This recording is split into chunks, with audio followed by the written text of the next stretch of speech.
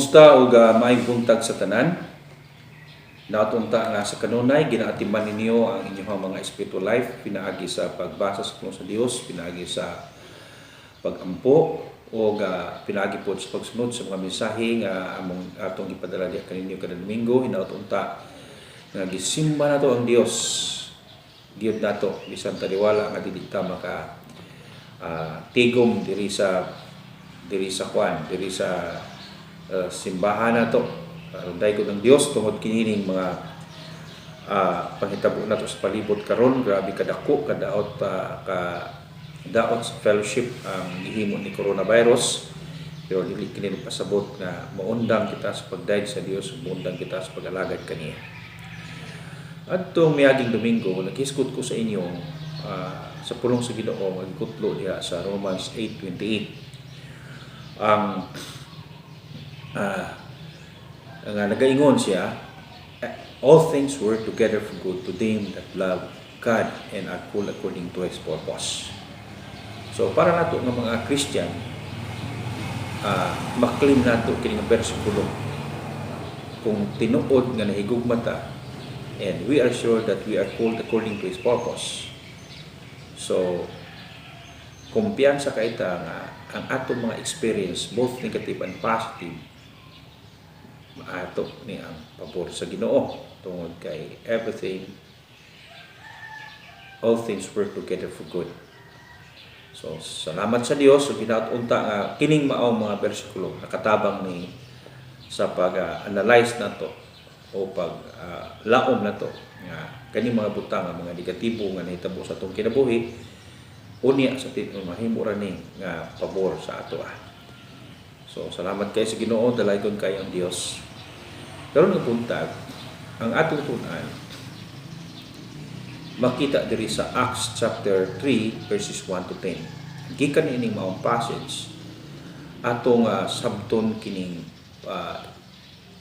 title. Ang title na atong gikutlo gikan diri is Understanding our Christian Journey, or Understanding a Spiritual Journey. Ang istorya nga naa ning maong bersikulo, matud pa si John o si Pedro sa banda hapon sa kaadlaw ni ana, sa adlaw adto sila sa templo aron sa pagampo. Kunya dito sa templo naapoy bakol gikan pa sa iyahang pagkahimugso nga ginala dito sa gitawag nga beautiful gate pasulod ngadto sa templo aron mangayo og limos. Kunya pagkakita aning tawhana nga nagsingabot silang Pedro, iya kining tan-aw o uban sa paglaom nga tagaan sila niya sa iyahang ipangayo nga limos. Apan si Pedro naging kanila nga kaniya nga tan-aw maayong Pedro ni, tapos niya tan-aw ko siya tan-aw Pedro ni siya, look at us. Si Pedro po sa iya. Tapos hin siya, silver and gold we don't have, wala mi ani, pero gusto mong tagaan ka na mo sa nana mo. Sabay gihawiran ni Pedro ang kamot ug giingnan nga sa ngalan ni Jesus lakaw. Tindog ni diha na nadigon ang iyang mga tiil, nadigon iyang mga bulbuol, pati iyang mga tukod-tikod, ug nintindog kini ug niuban kang kanila didto sulod sa templo. Unya naglukso-lukso kini siya nga nagdayeg sa Dios, ug nakita kini sa mga tao, nailan sa mga tao kaning tawhana mao ning gitadala sa templo magpakalimos adlaw-adlaw. Okay, gikan ining maong pagtulunan. Aning maong passage tunay tulo ka butang nga gusto nato nga masabtan karong buntag. Una, ato makita diri, Christian journey is always built in with supernatural eye that looks at the spiritual need of the people. And second, Christian journey is a tandem of supernatural power and your natural strength. Christian journey. Number 3, Christian journey is always leading to help people to glorify God. Okay, so now na ito pagtuon, Christian journey is always built in with a supernatural eyes that looks at the spiritual need of the people. This is found in Book of Acts chapter 3, 1 to 4.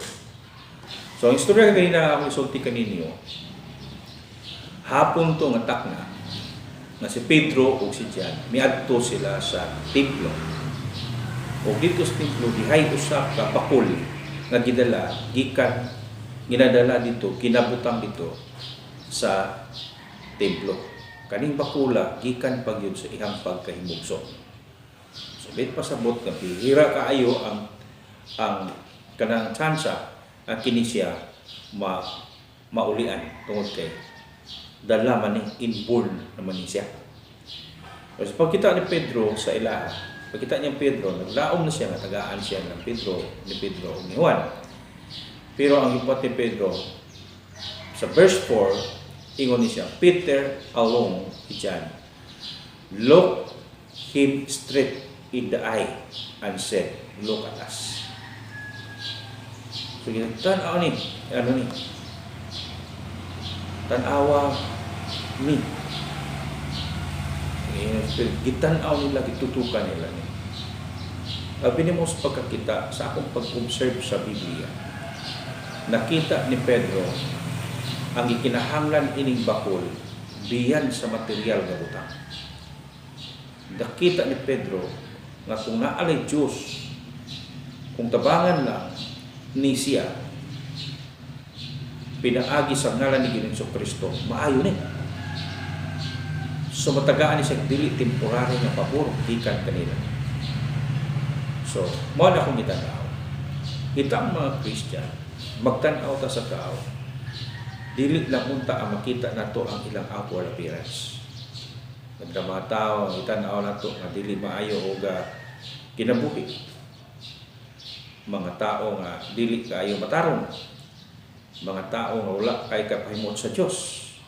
Ang tendency na to, ang atong tanawon, ila ang iyang diferensya. Nato mga handicap nga naa sa ila. Mao dito na kutob atong mata. For example, sa mga tao makililimos para sa ani karon, usahay ang atong makita lamang sa iya kadtong iya hangap, kadtong iyang sitwasyon. Pero wala na to nga mauisip, makintanhala, gigugma po sa Dios. Kinahanglan po ni siya nga makaangkon ng mga spiritual favor from God, pinaagi nato.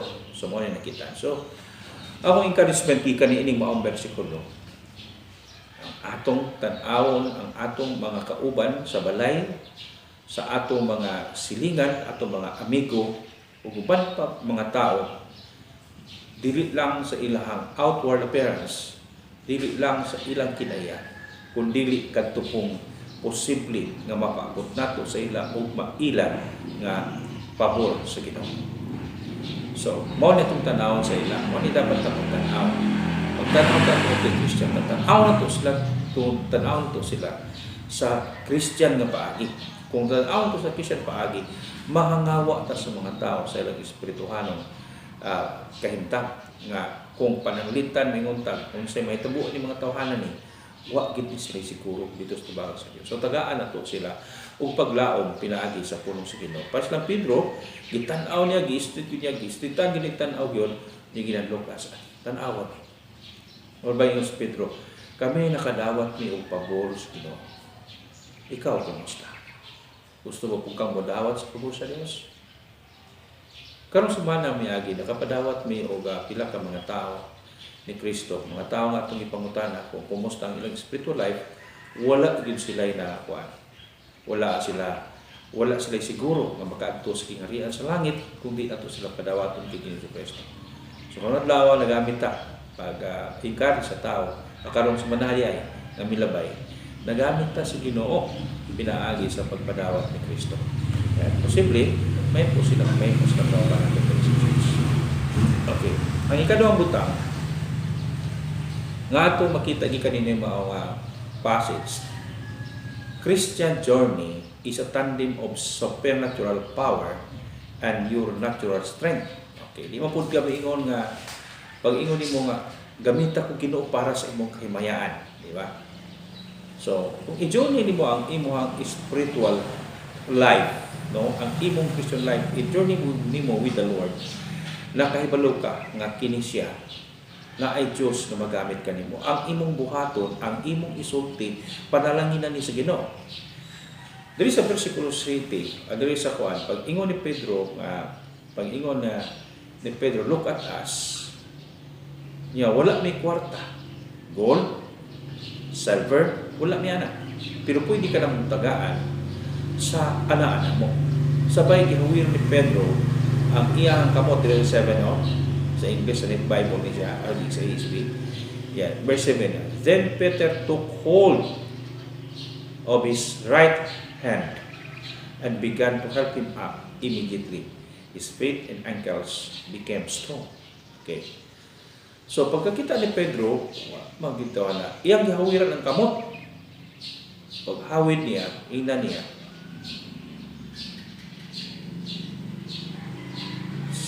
tindog. Okay. Diha dayon ang iyahang mga tiil, ang iyahang mga tikod, nalig-un ni siya. Okay, no?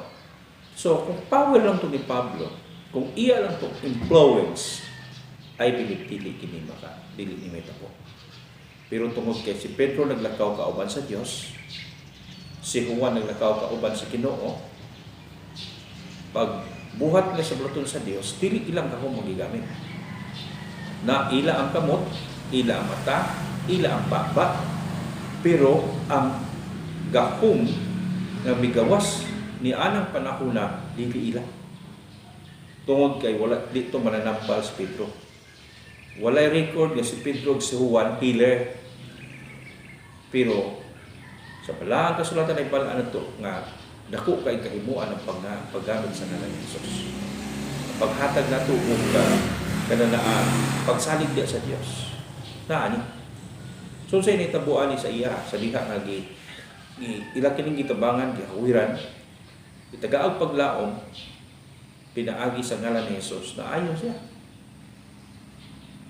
So dili man siguro kani gipakita sa Ginoo ang gahom niya diri. Ato nung ginatan-aw sa atong palibot, dili spiritual sickness, no? Dili lang kanang physical handicap ang atong gitanaw.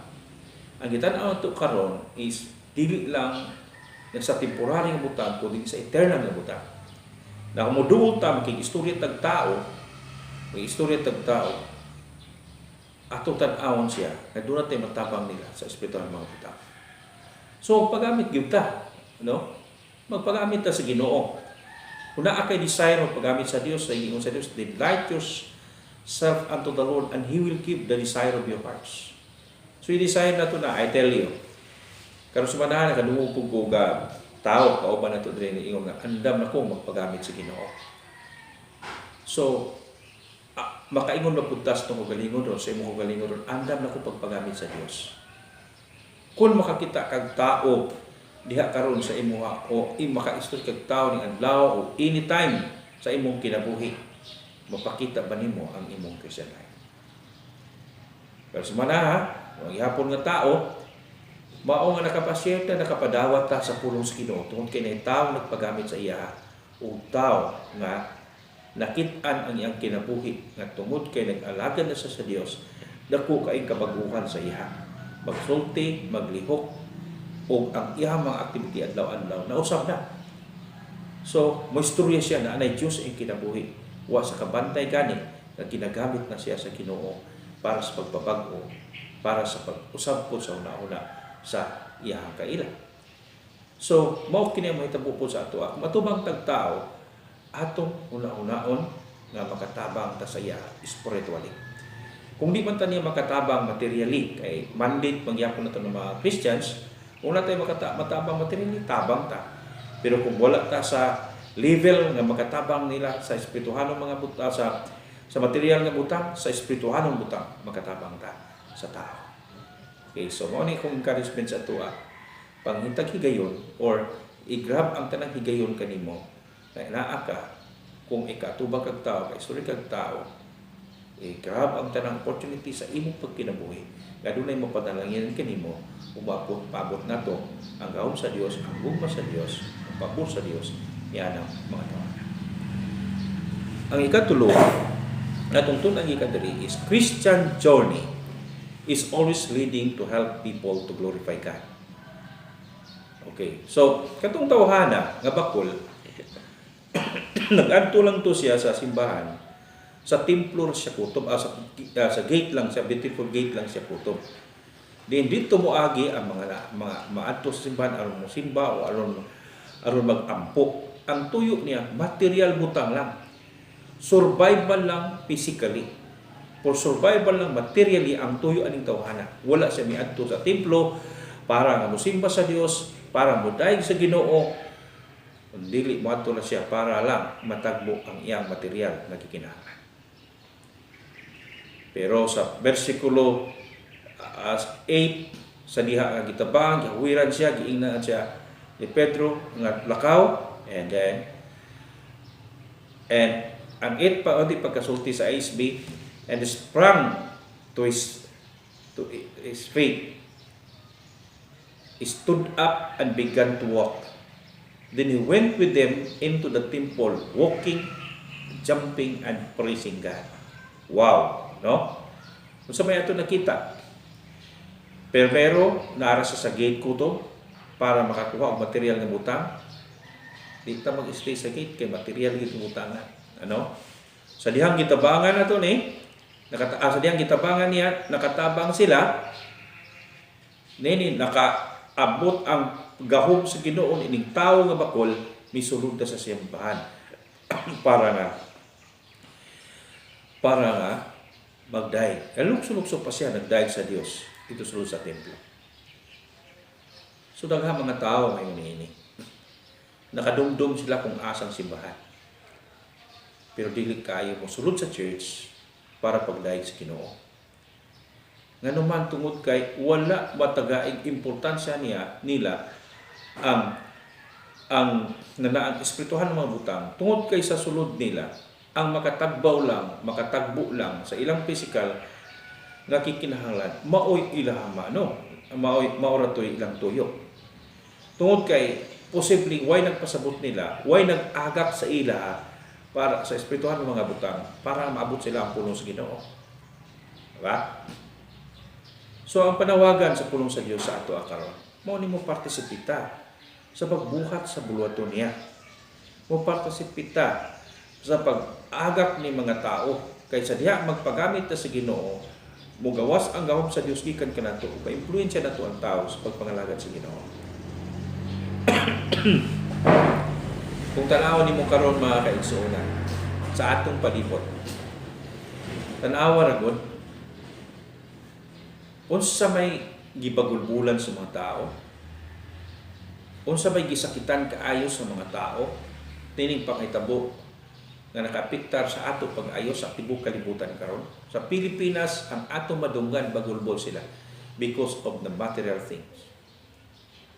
Gipola, gipatarbaho, naara sa balay, dili mataga ang pagkaon, walay ayuda, ang katungwa mataga ang ayuda bagulbol gyud. Unsa lang ilang tutukan ang material survival. Bihira lang makita nimo sa TV, bihira lang madunggan nimo sa radyo nga ang tao nag-encourage nga mosalig ta sa Ginoo nining atong sitwasyon ron. Bihira nimo mga tao nga nagpuyo gi karong panahon nga ana-alam nagtan-aw nagtutok sa espiritual nga butang, nagtutok sa matabang sa mahimo sa Dios diya sa ilang kinabuhi. Bihira na. Daghas mga tao ang singgit puros material nga butang. Kitang taga-simbahan, kita mga Kristohano, kitang nagtuo sa Dios, kita mga tao nga moagad kanila. Kung wala ta sa atong kapasite nga mohatag sa material nga butang, kato silingan, mahimo na itong pag-adto, pag-ampo, o pag-encourage kanila. No, pag-encourage kanila sa pagkinabuhi nga magsalig sa Ginoo. Mao na no. So atong tan-awon karon nga makatabang ta sa Ginoo. Kung ang imong Kristohanong journey, ang imo karong spiritual journey, kauban ka sa Dios, makita nimo ang mas gikinahanglan nila karon nga mga tao, dili ang material nga butang, kundi makatabang ta nila sa pagsalig sa Ginoo. Kinahanglan magpakita ta nga strong ta, kita mga Christians. Nang makita ta nga tarong ta, kinahanglan nga kitang mga Christians mahimo tang panalangin kanila sa atong pagsulti, sa atong pagsalig, mapakita nato nga doon naging Diyos nga nag-atiman kanato diri sa ibaw sa kalibutan. Kay tinuod man ni dili gyud pasagdan sa Ginoo iyang mga katawan. Why we need God? Ako nakita ang kinahanglan, nganong kinahanglan ng Diyos. Ug nganong gikinahanglan man ang Ginoo nga himayaon nato sa mga butang. Ngano man nga atong ilid ang tao sa pagpahimaya pud sa Dios sa atong sitwasyon nga ato ang iaguman karon. Because God owns the glory. Whether it is negative experience and positive experiences, He owns the glory. We have to honor God, we have to glorify God sa pamaagi niya. Sa unsang pamaagi nga naa niini ibaw sa kalibutan na ay Dios ato gyud ni nga imong maayo. Atong panalangin na Ginoo. Unsa atong may istoryaan ni mga kaigsoon. Sa itong conclusion, spiritual journey is walking and performing God's wonders, leading to allow other people to recognize God's greatness, favor, and then glorify Him alone. Hanggang mapakita na to sa tao na ang kanan mahitabo sa kalibutan, we need to glorify God. Once nga ato ni mapakita o ato ni makita sa atong kinabuhi, may experience ato ni. Unsa day ang spiritual journey is walking and performing God's wonders, leading to allow other people to recognize God's great favor and glorify Him alone. Let's pray. Father God, thank you sa iyo po nung i-bless kini Ginoo para sa mga kinabuhi. In Jesus' name, Amen and Amen.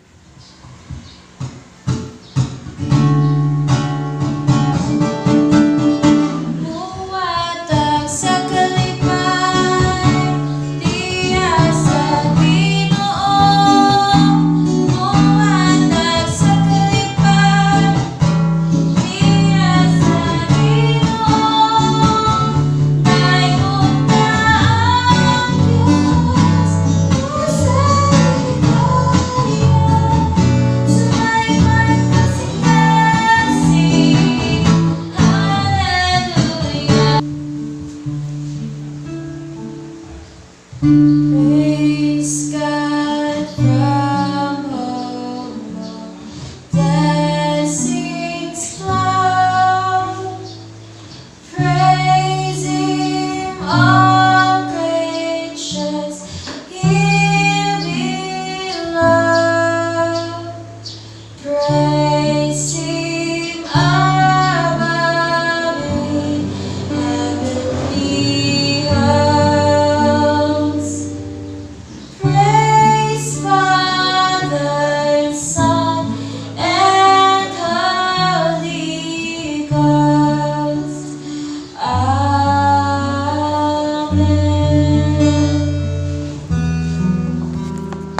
Dugta sa katapusan o bagaampo ta, amahan nga langit noon among gitugyan di kanimo ang mga pulong gitunan karon. O karon hinaut unta nga ang grasya ni Kristo, ang gugma sa Dios ug ang pagpakigdait sa Balaang Espiritu bago ban kanato karon ug hangtod sa kanturan. Amen.